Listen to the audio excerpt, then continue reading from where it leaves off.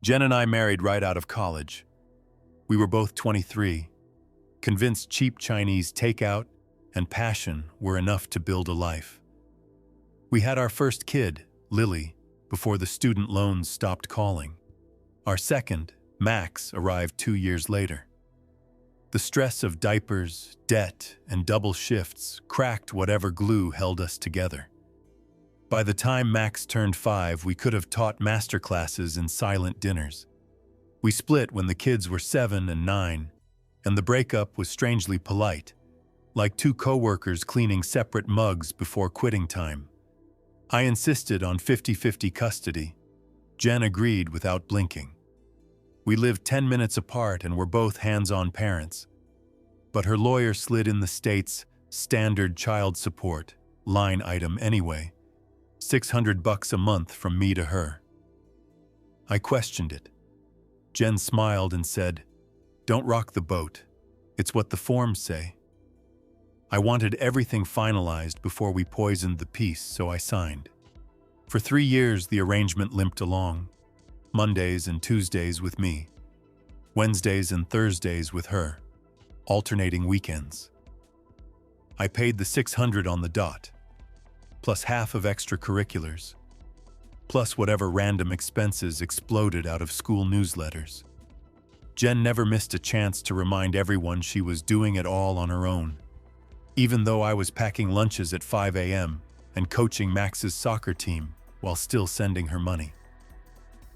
Then the company I'd been with for 8 years slashed hours during the pandemic. My salary dropped by a third overnight. I burned through savings faster than a defective space heater. I wasn't destitute. Freelance projects and weekend security shifts kept the lights on, but every dollar had to be mission critical. $600 a month suddenly had a siren on it. I called Jen and said, calm voice, "Hey, we need to revisit support.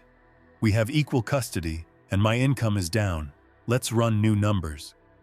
She laughed. Not the cute giggle from dorm room all-nighters, but a hard, brassy bark.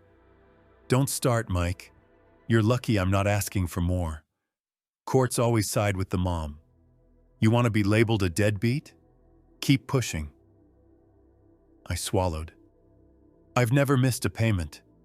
"Sure," she snapped, "but you're thinking about it, and that looks bad. You want to sit in front of a judge while I read texts about how broke you are? You'll embarrass yourself. Drop it."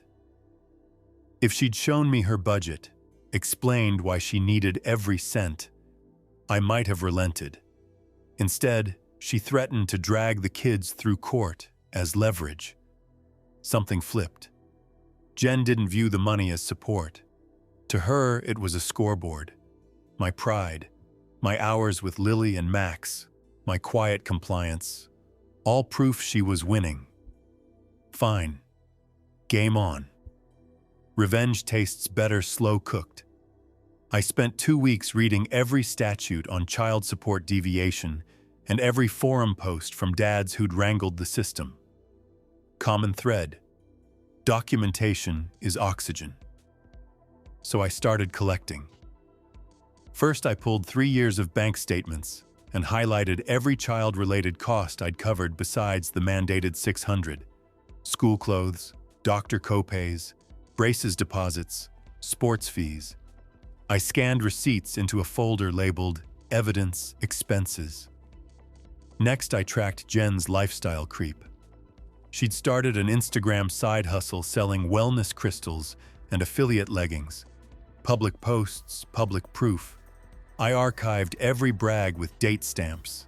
Then I installed a cheap doorbell cam, not to spy but to log exchanges. Every pickup, the kids arrived with backpacks half empty, shoes with soles flapping. I'd record a quick clip, then film the replacements I bought. The pièce de résistance came accidentally.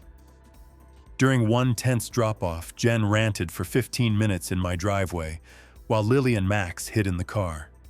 She called me a pathetic ATM and said she'd make sure the kids know who really pays for them. All captured on video. Once the file cabinet of proof bulged, I booked a consult with Laura, a family law attorney whose online reviews read like grateful hymns. I walked her through everything. She listened, then smiled. Her plan had 3 prongs: petition to modify support based on equal parenting time and my reduced income, impute Jen's undeclared side business earnings, and present the driveway rant as proof of parental alienation. If Jen wanted court, we'd give her a seat. Filing fees were money well spent. The court scheduled a remote hearing 6 weeks out and required both of us to submit full financial disclosures. I complied the same day. Jen stalled until the last hour, then uploaded pay stubs showing modest office wages, but nothing about Instagram money. We subpoenaed her payment processor. Numbers came back staggering, almost $18,000 untaxed dollars the previous year. Laura grinned like a shark scenting blood. Mediation was a disaster for Jen. She opened with, "He's only doing this because he hates that I'm thriving." Laura let her monologue, then slid our evidence packet across the digital table. The mediator's eyebrows climbed Everest. Jen's webcam froze for 30 seconds, and when she returned, her smile looked stapled on.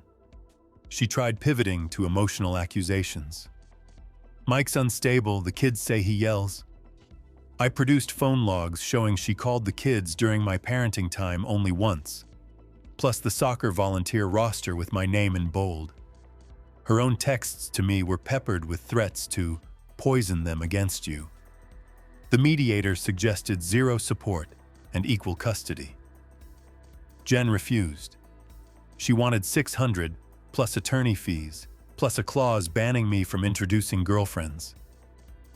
Mediation ended stalemated. Court followed. Remote again, but formal. I wore a suit anyway. Jen appeared with her camera angled high to hide the designer tracksuit she forgot wasn't business attire. Laura methodically walked the judge through our exhibits and played the driveway rant. The judge frowned so hard his virtual background glitched. Jen's lawyer tried damage control, calling the video out of context. The judge asked, "What context justifies threatening to weaponize the children?" Silence. Then he asked about the unreported income. More silence. Verdict: child support reversed. Jen owed me $512 monthly, had to complete a co-parenting course, and was barred from disparaging me in front of the kids. Jen's face crumpled on camera. She spat, "He manipulated the system!" The judge muted her while finishing the order. Victory felt like champagne, bubbly, dizzying, with an aftertaste of "you should pace yourself." But champagne doesn't last. Revenge needed an encore. 2 weeks later, the enforcement agency mailed Jen a payment booklet. She ignored it. 30 days later, they garnished her wages.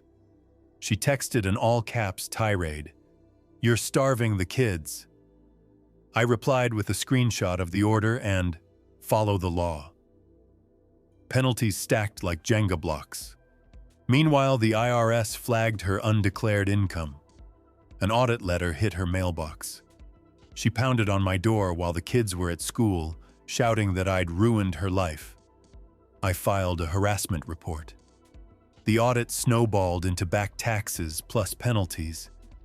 Jen's paycheck shrank to a sliver. She downsized apartments, then quit her job, hoping to dodge garnishment. Bad move. Support stayed in force, and enforcement intercepted her refunds. With money tight, Jen skipped extracurricular fees. I covered everything and documented it. After 6 missed payments, I filed for contempt. The judge gave her 60 days to cure arrears or face license suspension. She sold her car. Because she constantly swapped days, I accumulated so much makeup time that I petitioned to modify custody to 65-35. The court granted it. Her obligation rose to $684. Parallel to the legal saga, I boosted household routines. Sunday night family meetings let Lily pick meals and Max assign himself dish duty. Stability became armor for the kids. Friends wondered why I didn't just pay to make her go away. I refused for two key reasons. Principles matter. The kids would mimic whichever parent set the clearer moral compass. And math. If I caved now, Jen would escalate every future demand. Collecting proof turned into a side hustle. I digitized old insurance bills, logged every pickup with a parenting time app, and saved Jen's live stream bragging about 5-figure launches. When she deleted the video, the file was already in 3 locations. Word of the court flip spread among Jen's friends. Mutual acquaintances who once liked her crystal ads started asking questions. I answered only, "It's public record." Jen accused me of smearing her. Projection, thy name is irony. The contempt hearing transcript reads like dark comedy. Jen claimed garnishment left her unable to afford electricity. Laura presented statements showing she spent more on sponsored Instagram ads than on power bills. The judge asked, "Ms. Thompson, do hashtags keep you warm in winter?" Fast forward to this winter. Jen's Instagram turned private. Follower count nosedived. Affiliate links dried up. She texted, "Congratulations, you destroyed my business." I didn't answer. You can't debate gravity with someone blaming the ground for falling. A month later, Jen asked if I could take the kids for a month, maybe more, because she was working on herself. I replied, "The kids always come first. They're welcome here full-time. Let me know if you'd like to discuss permanent custody." She never replied. I filed again. This time I requested primary custody with Jen on supervised visitation until she completed financial counseling and paid arrears. Evidence: her instability, fines, license issues, 1-month abandonment. The court granted it. Support jumped to $950, but money was now background noise. Jen had tried to use the system as a cudgel. I turned it into a mirror. Lily and Max moved in permanently last spring. They adapted fast. Same school, same friends, no more suitcases. I converted the guest room into a homework den, hung their art, carved out routines. Jen saw them every other weekend at a supervised center. She told them it was Daddy's fault. The supervisor's reports noted the alienating language. More documentation filed away. Sometimes strangers ask whether I'm worried Jen will bounce back. Honestly, if she does, I'll be ready.